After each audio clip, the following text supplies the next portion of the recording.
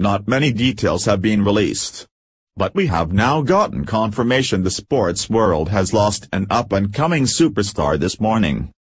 Tyler Hilinski, who was the new 21-year-old freshman superstar quarterback for the Michigan State football team, was found unresponsive in his apartment after police conducted a welfare check at his home following his failure to show up for practice on Monday and Tuesday of this week.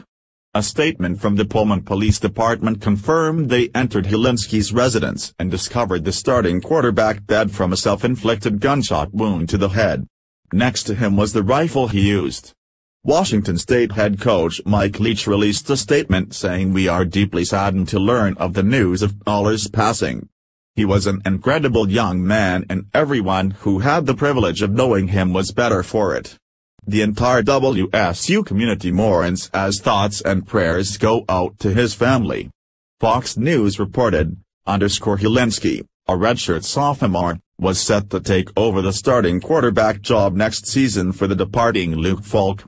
Hilinski started the team's Holiday Bowl loss to Michigan State because Falk was unable to play due to a wrist injury. Hilinski appeared in 8 games during his sophomore season, throwing for 1,176 yards and 7 touchdowns. His most memorable game came in the second week of the season when he led Washington State from a 21-point deficit in the fourth quarter to beat Boise State 47-44 in triple overtime.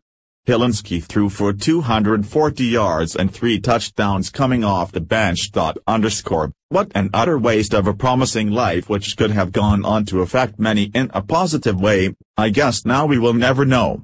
All we can do now is pray for him, his family and his friends in this moment of tragic loss. Via WebMD, recognize the warning signs of suicide. Suicide warning: depression carries a high risk of suicide. Anybody who expresses suicidal thoughts or intentions should be taken very seriously.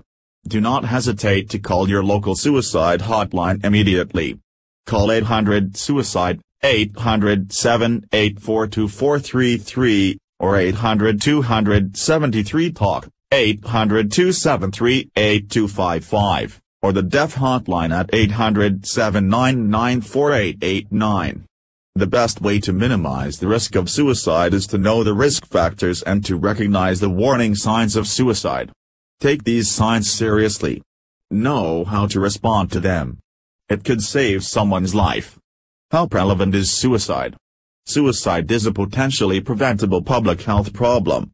In 2014, the last year for which statistics are available, suicide was the 10th leading cause of death in the U.S. That year, there were nearly 43,000 suicides, and 1.3 million adults attempted suicide, according to the CDC. Suicide is the second leading cause of death in people from age 10 to age 34. Men take their lives nearly 4 times the rate of women, accounting for 78% of suicides in the U.S. Are there risk factors for suicide? Risk factors for suicide vary by age, gender, and ethnic group. And risk factors often occur in combinations. Over 90% of people who die by suicide have clinical depression or another diagnosable mental disorder.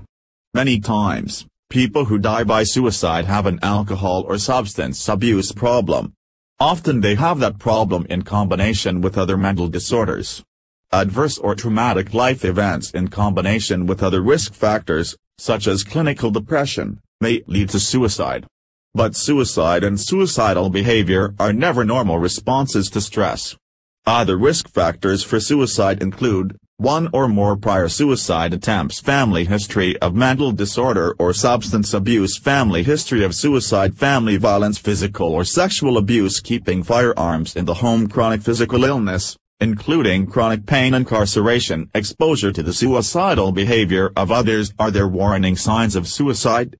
Warning signs that someone may be thinking about or planning to commit suicide include always talking or thinking about death, clinical depression, deep sadness, loss of interest, trouble sleeping and eating, that gets worse, having a death wish, tempting fate by taking risks that could lead to death, such as driving fast or running red lights, losing interest in things one used to care about, making comments about being hopeless, helpless, or worthless putting affairs in order, tying up loose ends, changing a will, saying things like it would be better if I wasn't here or I want out, sudden, unexpected switch from being very sad to being very calm, or appearing to be happy, talking about suicide or killing oneself, visiting or calling people to say goodbye. Be especially concerned if a person is exhibiting any of these warning signs and has attempted suicide in the past. According to the American Foundation for Suicide Prevention, between 20% and 50% of people who commit suicide have had a previous attempt. What should I do if someone I know shows warning signs of suicide? First, if someone you know appears to be depressed and is contemplating suicide, take that person seriously. Listen to what he or she is saying. Take the initiative to ask that person what he or she is planning. But don't attempt to argue him or her out of committing suicide. Rather, let the person know that you care and understand and are listening. Avoid statements like, "You have so much to live for," and ask if the person has sought help from a medical or mental professional, or if he is currently being treated by a mental health professional. If someone you know appears to be depressed and talks about suicide, makes a suicidal gesture, or attempts suicide, take it as a serious emergency. Listen to the person, but don't try to argue with him or her.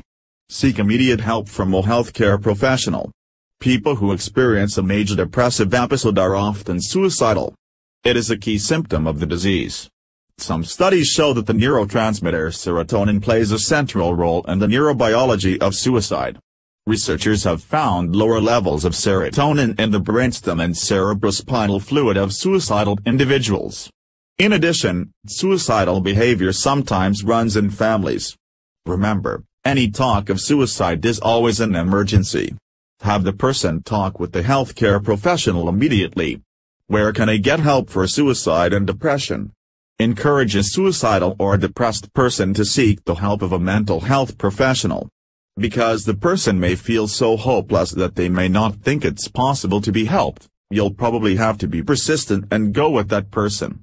If your loved one appears to be in imminent danger of committing suicide, do not leave him or her alone. Remove any weapons or drugs he or she could use.